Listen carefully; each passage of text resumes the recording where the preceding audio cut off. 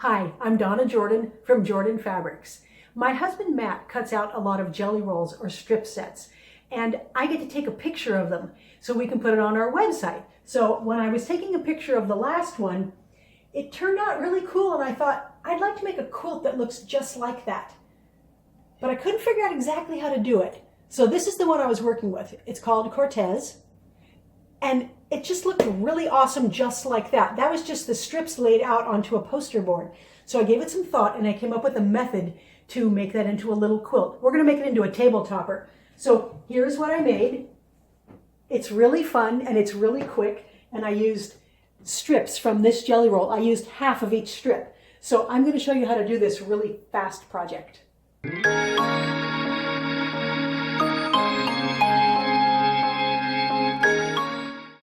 Here's my strip set. I'm going to open it up.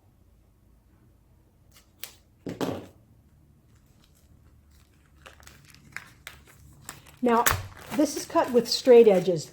This project works best if you have a strip set that has straight or not pinked edges.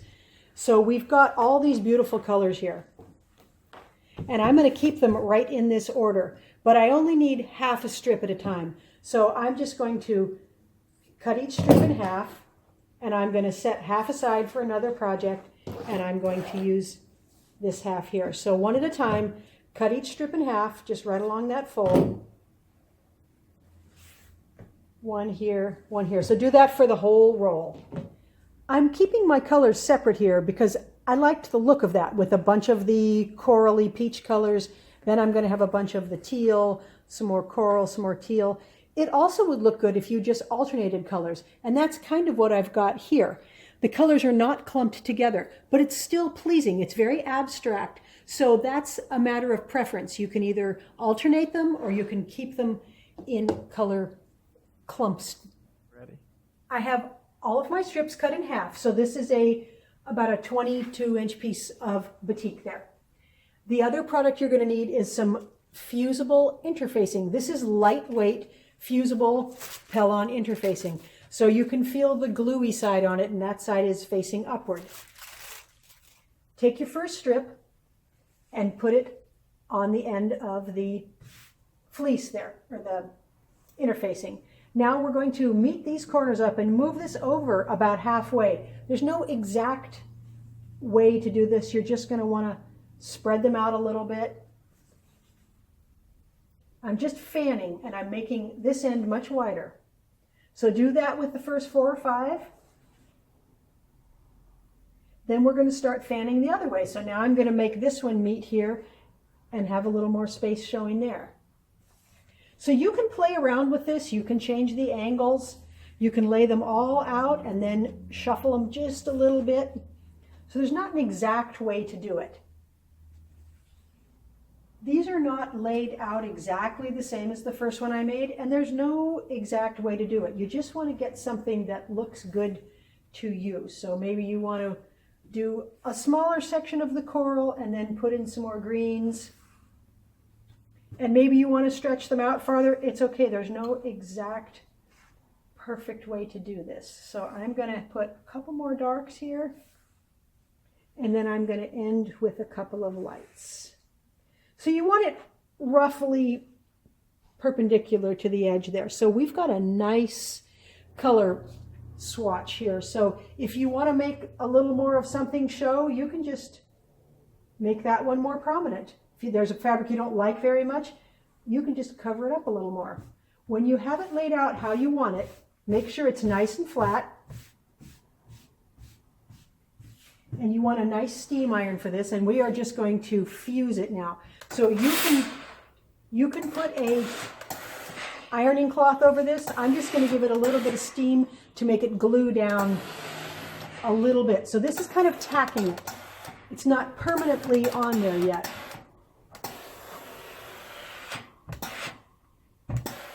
So we're only going to get the batiks to stick to the interfacing where they're touching the interfacing. So where it's on top of the other batik, it's not fused at all. It's just down underneath here that it's going to be fused. And that's okay, because after we fuse it on, we're going to stitch it. I've got all the strips fused onto the interfacing now. So you can see here, this is fused to the back side of all of these strips. Since the strips are overlapping, this part is still loose. So we're going to take this over to the sewing machine and we're going to top stitch this raw edge along every seam here. It goes really, really fast, and I'm not even going to pin it. I'm just going to pick it up and take it over to the sewing machine and start sewing. I'm going to stitch down here, and then I'm going to stitch along every strip. And I'm just going to use a straight stitch. You can use a blanket stitch if you like. So I'm going to anchor this first piece down here.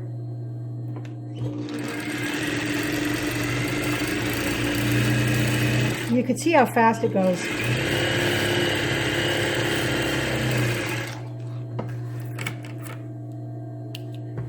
Now we're going to go on to the next one, and I'm going to go right on the edge. So I'm putting the inside of my foot here kind of on the edge of that strip.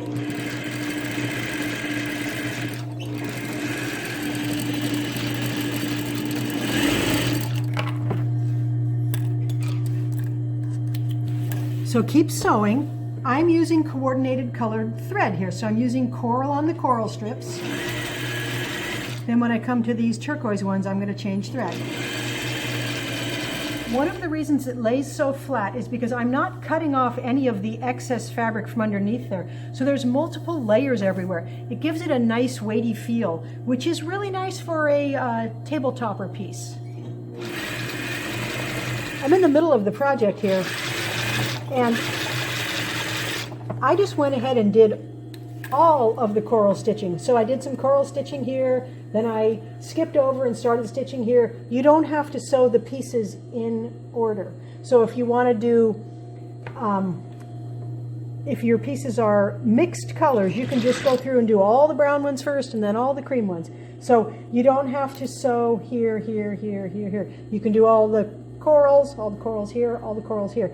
This is the very last strip here.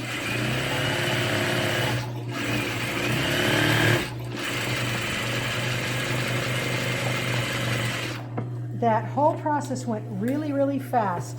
Now we're going to take it over to the cutting board and we're just going to make it nice and rectangular, and then we're going to quilt it. The next step is to straighten up these crooked edges here.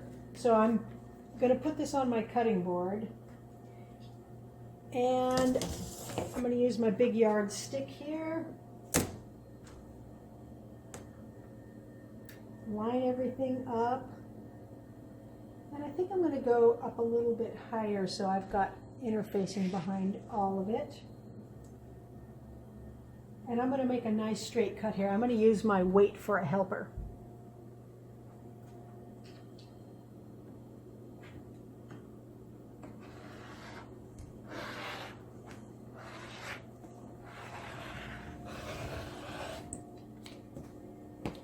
Now we'll just straighten that last edge. And we will have a piece that's nice and rectangular.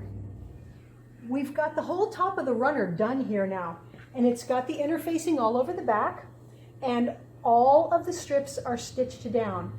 Now you could just put a backing and binding on this if you wanted it really thin or you wanted it as a wall hanging, but I like to put a little more bulk in it, so I'm going to put it onto the long arm and I'm going to put some batting in it.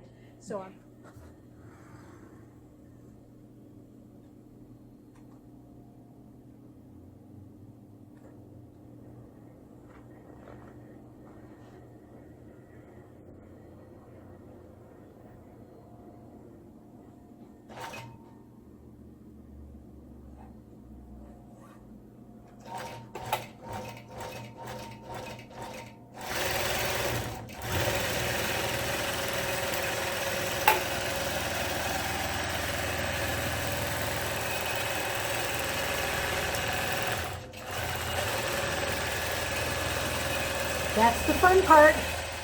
I've got the whole piece quilted now, and I took it off of the long arm. You can see the stitching a little bit here. I used kind of a swirly pattern. I used the peachy thread on the back so you can see the quilting a little bit better back here. It was kind of fun. So now I'm going to trim off the excess backing and batting so I can put binding on this.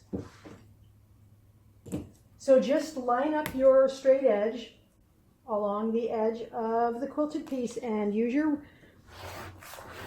blade to cut all that off.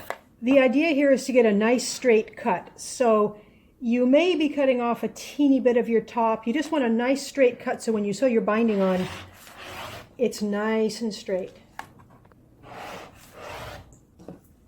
I have a big piece of the backing that was left over, so I'm going to use this to cut the binding out of. I like to cut my binding 2.5 inches wide. So this is long enough. It's not quite as long as if it came off the bolt, but it's long enough for me to get some nice big binding pieces. So I'm going to fold it in half. Fold it again like this because I like to cut 4 layers at a time. Put it on a straight line here. And cut our 2.5 inch pieces. I don't really need to use the weight to help hold this down because it's not real long and I can press down right in the middle and get a good straight cut without anything moving. I've stitched all of the binding pieces into one long piece and I used small seam allowances here, about a 1/4 inch seam, and I pressed them open. Now I'm going to take this long strip and I'm going to fold it in half and iron it. It's important to use fabric that is cut on the width of the fabric because it's got a little bit of give to it. You don't have to use bias pieces, but you do need to have this on the width because, see, this way there's just a little bit of stretch. And if you're doing a square or a rectangular quilt, this will work great.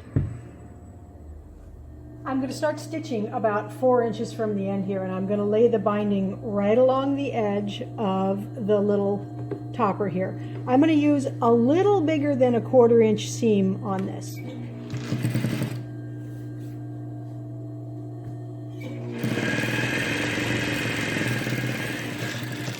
I'm coming to the corner here. So we want to stop stitching about a 1/4 inch up from the edge here. So we're going to want to stop stitching about right there. So about right here. You can either stick a pin in or you can draw a line with your fingernail. I can see the line with my fingernail, but you probably can't. So I'll just leave the pin there and I'm going to stitch to that point and then back tack. You might want to turn your flywheel by hand till you get to that pin and then back up so you don't hit the pin. Now we're going to turn the table topper and we're going to fold the binding back at a 45-degree angle here, so that is heading the fold right towards our corner. Then we're going to fold it down this way so that the binding edge is laying right on top of the quilt. So I can feel where the binding is here with my finger. I'm kind of drawing a line there. So we're going to have like a little flap. So you see where the stitching stopped there? That's where we want to start, which again, it's about 3/8 down or a 1/4 down, because I'm right in the middle between 3/8 and a 1/4. So we're going to want to start stitching right there. You could put a pin in, just kind of eye it up, put your needle down there, and then back tack a little. Then keep stitching. I've got the binding all the way around. Now you want to be sure that you pull it away and finger press along here so that it's nice and flat and pulled away, so this will lay flat. So we are now going to turn this to the back side and we are going to stitch in the ditch here, and it's going to catch that on the back side right near the edge.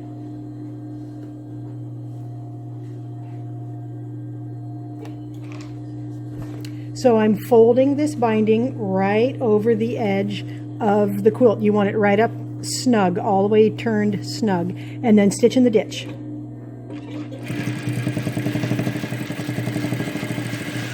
So I'm sewing nice and slow, but this whole process really goes pretty quick to get a small quilt like this done.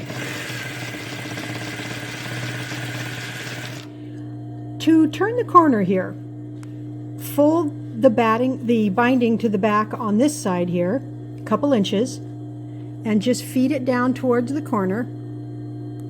and then fold that corner down. Now you want to have a nice neat turn there. See how that isn't turned far enough? So we're going to take a straight pin and just move that fold a little so that it's 45 degrees. See how it's a nice 45-degree angle there? And just hold it while you stitch. So press everything down. Keep your needle down in the corner. Make sure you've got enough of this side turned back and hold it as you spin your quilt around. And then keep stitching. See how nice and neat that corner is? So we're just going to continue on like that all the way around. Yep. This was so much fun to make. It went really fast, and I love all the stripes of all the colors. Now, I just used a top stitch here. You can use a blanket stitch. You can use a zigzag. I like the fact that these are going to fray out a little bit on the edge here, and it's going to look a little more worn as we use it on our table, because I'm pretty sure I'm going to take this home and put it on my table. You could also use a product called Fray Check along each of these raw edges, and that'll keep it from fraying out. The back, you can really see the quilting pattern on the back, and I like to use something fun on the back. So I used the contrast color thread, so I will flip this over sometimes on my table. If I'm using a fancier flowered centerpiece, I'm going to want something plainer than this. This took half of a jelly roll. You could also make smaller pieces and make coordinating placemats. That would look really fun. So grab a jelly roll and make a really fun table topper.